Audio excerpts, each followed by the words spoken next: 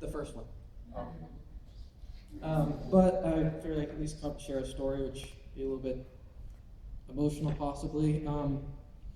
I also do not like being up here in front of people at all, so if I start crying or pass out, it's probably normal.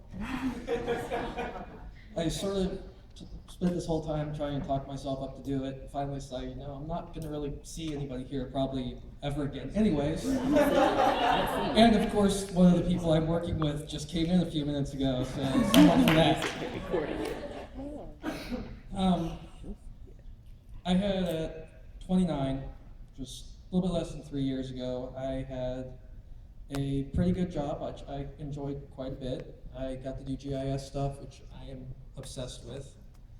I was working on a community plan for a 12 county area, which was awesome. And I took another job to become transportation manager, data manager for a brand new regional development group, and was getting paid more money than any of all of my friends. I got myself a nice multi-bedroom apartment, was really happy. Awesome job, dream job, had great potential, and I was driving back and forth several hours, multiple times, because I took the job and had to rush down there, and I spent a lot of time in the car.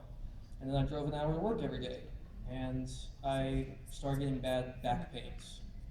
And the back pain was normal. I had hurt my knee when I was younger. It just started getting worse and worse, and then it sort of started becoming stuff of dealing with pain and swelling in a testicle. And I figured, I probably just hurt myself while I was moving. Till several month or so later, I went to visit my aunt in Columbus on a weekend off, and I was at that point was keeping multiple ice packs with me for my back because the pain was so bad. And I got there, I brought in these ice packs. My aunt's, what are you doing with all these ice packs? I just need to freeze them. It's for getting bad back pain. And she made me go straight to the hospital. No ifs, ands, buts about it. Just come on, we're walking right out the door. So I went to the hospital, and that was about the point in time where it started sinking in how much of a dumbass I've been, and spent time going through a whole bunch of different tests to have a doctor come back and tell me I had cancer, which was awful. I didn't even know how to react to that. And it ended up being, I just asked my aunt was still there, I asked the doctor came in, to please just leave for a few minutes.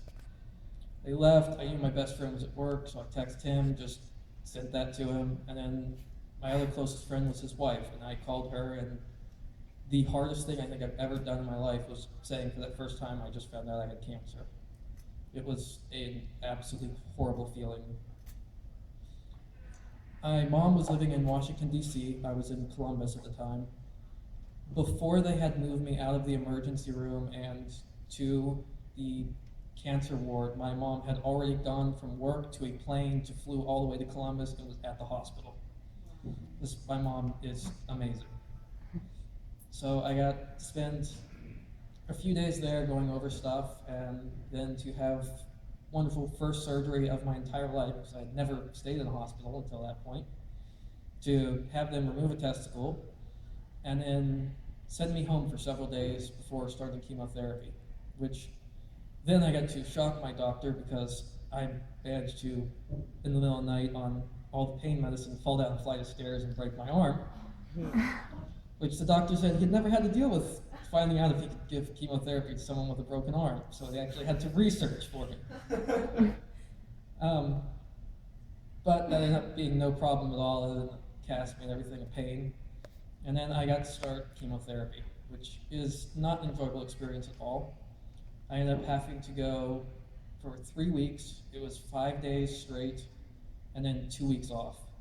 And they go in there, they get you in a bed, they bring in IVs to put into you, and they started putting in all these drugs. And shortly afterwards, they left because it takes a couple hours. And my mom had been there with me; she still had not left. And I started panicking and feeling like my chest was being just crushed. I couldn't breathe, couldn't voice anything. I hit the buttons for the nurses, for them to come in And I ended up finding out through this that they had just pumped into my veins something I'm allergic to.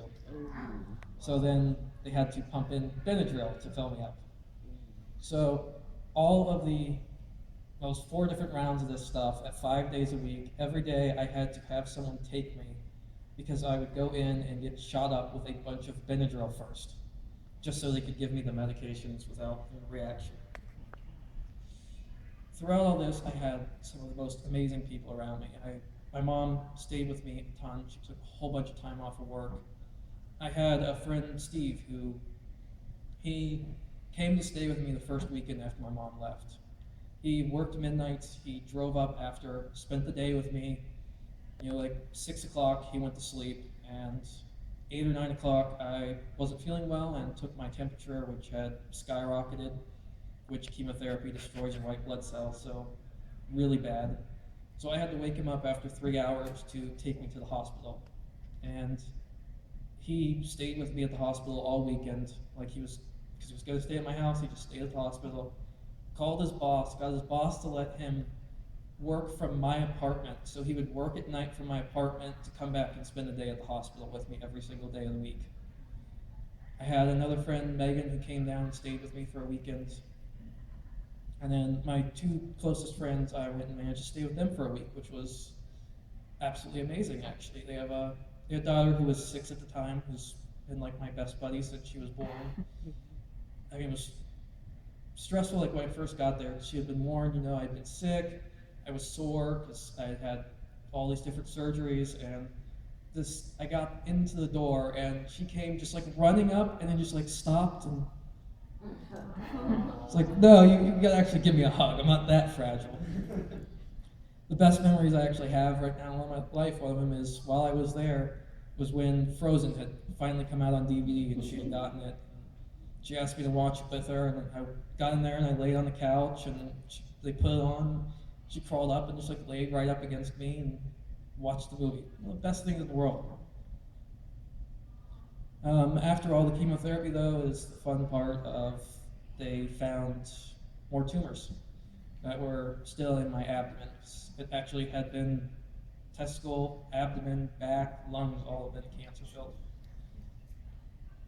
So I had to get another surgery where they had to go through and remove every lymph gland in my abdomen, which I got to shock a different doctor this time when I got into getting ready for the surgeon to come in, and I was, can you like when you open me up, can you take a picture? It's gotta be like the greatest selfie in the world, right? The best thing is he did it.